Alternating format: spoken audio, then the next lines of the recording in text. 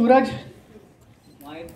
आणणार ना, हे 8 महिने असंच सहन करतो, काही नवीन नाही माझ्यासाठी. प्लीज माईक द्या, हा काढून घेईल तो. काय मग खाऊन गोळीगत मायच्या झापूक झुपूक. सूरज, बरोबर 1 वर्षापूर्वी आपण मरीमातेच्या मंदिराजवळ बसलो होतो. आई मरी मातापाशी बसलेलो निवांत. परफेक्ट कामावून सांग तुम्ही. परफेक्ट. तेव्हा कास्टिंग साठी नाही नाही नाही म्हणणारा तू आज ट्रेलर लॉन्च होतोय तुझ्या सिनेमाचा, कसं वाटतं? आज खूप खाऊन गोळीगत आनंद आहे, लय बरं वाटत. कसं झापूक झुपूक. बरं, सगळ्यांना बरेच प्रश्न असतात तुझ्याबद्दल, पण मला एक प्रश्न विचारायचा वाटतो तुला. सूरज, पूर्वी तू असे व्हिडिओज का बनवायचा? पहिलं माझ्या फॅन लोकांना मनापासून मला हसवायची लय आवड आहे, कारण मला नाराज झालेला आवडत नाही. मी त्यांना खुश करतो, कारण ते आनंद आहे तर मी आनंद आहे. बर सूरज, फिल्म सुरू असताना बरीचशी लहान मुलं तुझा ऑटोग्राफ घ्यायला यायची. मला कसं आहे, मला वाचायला येत नाही आणि वाकड ते काय म्हणतात वाकड ऑटोग्राफ. ठीक आहे, सही सही. बोला येत नाही, बोबड बोलतो पण क्वालिटी बोलतो ना, नाही करत.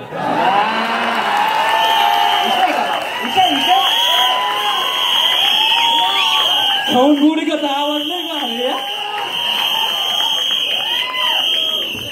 सूरज, सिनेमा करताना सगळ्यात जास्त प्रेम कोणी केलं तुझ्यावरती सिनेमा सोबत?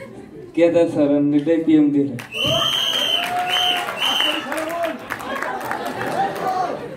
मला ऍक्टिंग येत नाही, पण सरांनी करून घेतलं ते मला लय बरं वाटलं. खरं बोलतो तो, उगाच फेक व्हायरल काही अनाऊन्स नाही करत. सो सूरज, किती कष्ट घ्यावे लागले, काय मेहनत केलीस, थोडं सांग. माझं झापूक झुपूक गाणं आहे रॅप, त्याला मला लय कठीण जात होतं. 10 दिवस मी मुंबईला येऊन थांबलेलो, कारण मुंबई मला सिटीतलं आणं मला आवडत नाही. गावाकडमध्ये मला झापूक झुपूक झाक्या माराय.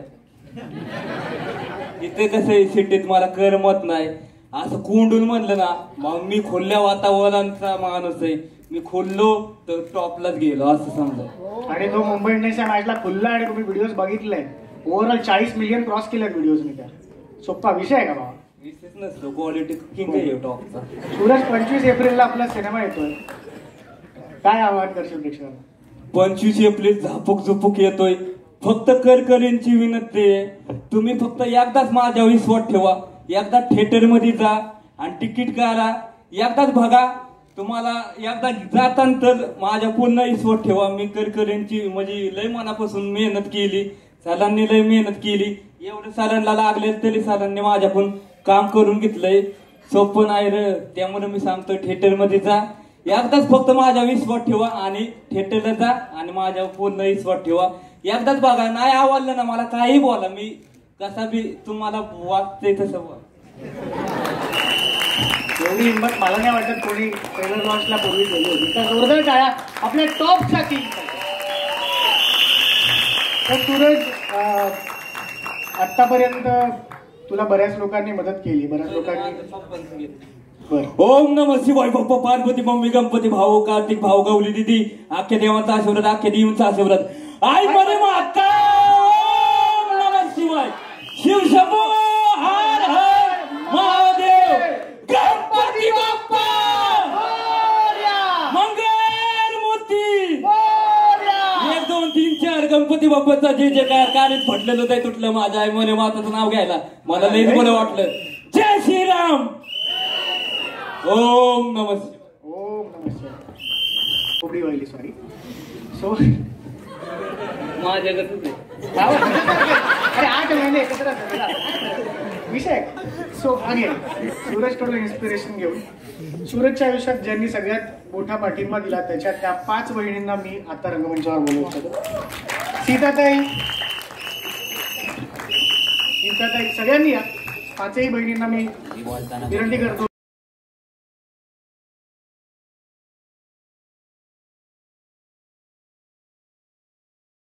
उभ्या राहणार आहे त्याच्या बहिणी.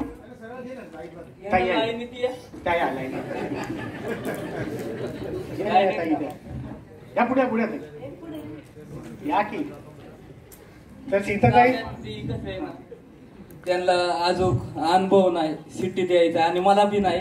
गावाकडच्या माणसांना इतकं माणसं बघितलं की कसं तरी होत, दबाव येतो. होतं माझं पण. तुमचं नाही होत, तुम्ही राहता मग. आमचा एक वेगळा शो होऊ शकतो. नक्की विचार. तर मी सगळ्यात आधी सीताताईला विचारतो की सीताताई, पूर्वी इतके खडतर दिवस तुम्ही जगलात एकत्र, सगळा प्रवास इथपर्यंत सूरजचा तुम्ही पाहिला. तुम्हाला काय वाटतंय आज सूरज हिरो झालाय, टॉपचा किंग झालाय आणि आज आई अप्पा असते तर त्यांना काय वाटलं?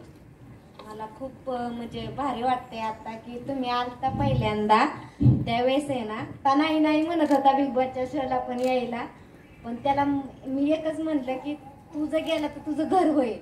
पण केदार सरांमुळे त्याला एवढा मोठा पिक्चर भेटलाय, एवढा मोठ्या शो मध्ये तो गेला, एवढा मोठा स्टार झाला, आम्हाला खूप आनंद झाला. त्याच रोडवर मी केदार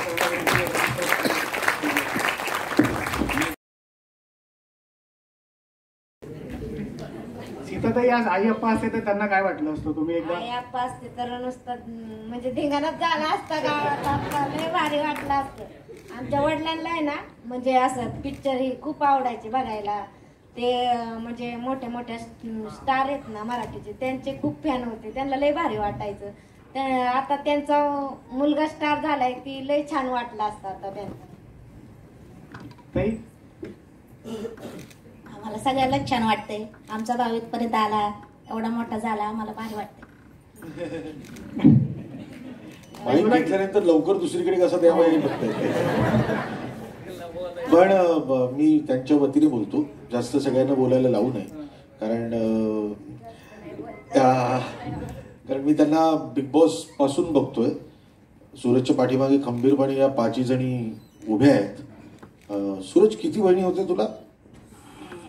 मला तसं मी आठवा किरीच नाही, 7 जणी बहिणी होत्या. 8वा कृष्ण हा स्वतःच खरंच खोटं नाही बोलत. खोटं काय बोलायचं? आई मरे माता आणि देवांनी आम्हाला जन्म दिलाय, जर ते चांगलं क्वालिटी धिंगाणा घालाय, महाराष्ट्राच्या राज्य करायचं झापूक. नाही, पण आता आई वडिलांची आठवण येते का या क्षणी? आई बापांचीच, माझ्या आई आप्पाचीच पुण्याई. मी आमचं वर्ग होतं, शेरडा होत्या, मी लय छोटा होतो आणि रानात जायचो तर आप्पा म्हणायचा तू शाळेत जा, आई म्हणायची की तू शाळा शिकून मोठा हो. पण आप्पा काय म्हणायचा, माझा लाडका मुलगा आहे, ते नाही शिकला तर चालन, माझं एकूण ते एक आहे. तुला त्यामुळे हा शिकला नाही?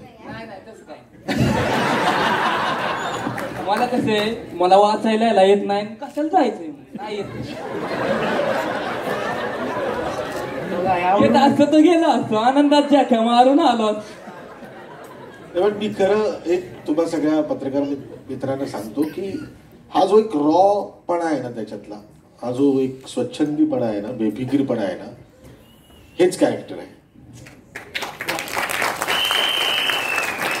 सूरज चव्हाणला हिरो म्हणून सादर करण्याचा अट्टास नाहीये. मला असं वाटतं की अभिनय किंवा कुठल्याही कलेत येणं ही कुठल्या एका वर्गाची भक्तेदारी नाही होऊ शकत. एक नासूनच काय उपयोग नाही, काला सावलाय पण क्वालिटी ज्या मारल्याशिवाय राहणार नाही आणि टॉपला गेल्याशिवाय चुकणार नाही कोणासं. पॉझिटिव्हिटी असल्यावर सांगा मला कसा टॉपचा पिक्चर काय होणार. बस तुझ्या काही बोलायचंच नाही. नाही, झालं माझं. आता आपण ट्रेलर दाखवू लोकांना. आपण खूप बोलतो ना, आता आपण खूप काम दाखवू चांगलं. Okay sir.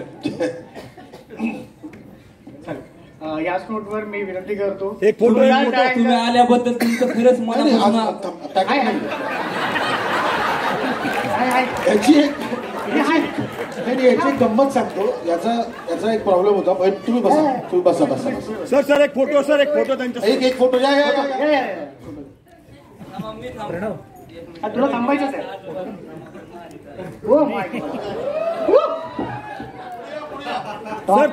सर थोडं पाठी करा ना, लाईट मध्ये थोडं. हो प्लीज बाजूने बहिणी डोक्यावर हातात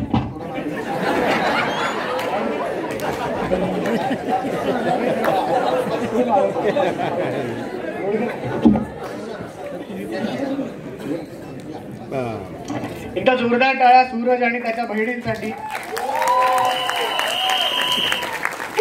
सर तुम्ही पण आता क्या बात आहे सूरज.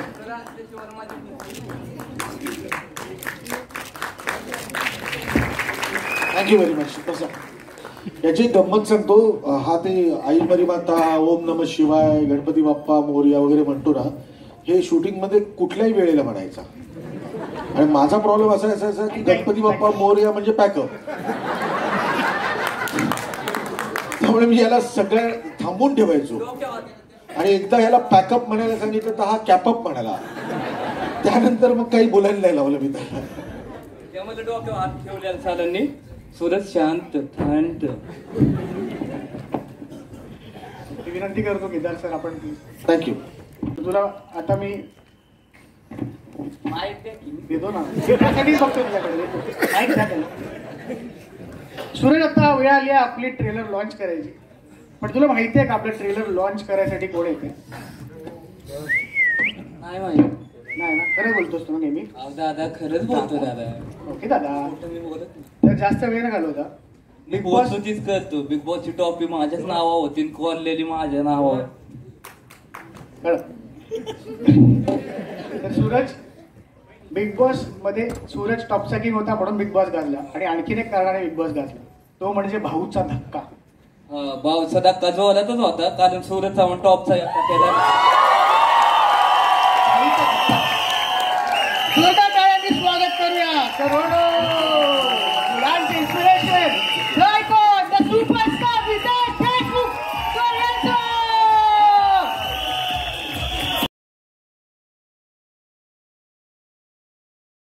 मोबाईल खाली ठेवा.